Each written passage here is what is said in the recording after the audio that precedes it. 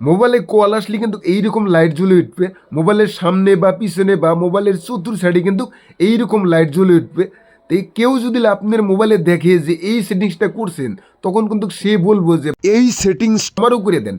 তো এই সেটিংসটা কিন্তু সকলের মোবাইলে আছে, কিন্তু অনেকেই কিন্তু জানে না যে এই সেটিংসটা কিভাবে করে।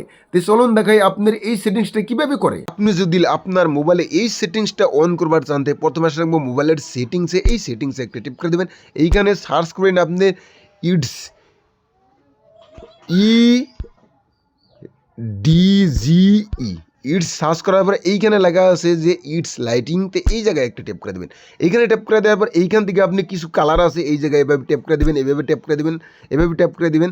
ট্যাপ করে চেক করে দেখবেন যে কালারটা আপনার পছন্দ হয়, সেই কালারটা আপনি সিলেক্ট করে দেবেন। এইখান থেকে যখন আপনার মোবাইলে ফোন আসবো, তখন কিন্তু মোবাইলের সাইডে কিন্তু মিউজিকটা চলে আসবো বা এবং লাইটিংটা চলে উঠবো। তো এইখান থেকে আবার ফেরে এইখানে ব্যাগে চলে যান। ব্যাগে চলে আসার পর এই যে এইখানে লেখা আছে ইট লগইনতে, এই নিচেকার অপশনটা আছে, এই জায়গায় একটা ট্যাপ করে দেবেন।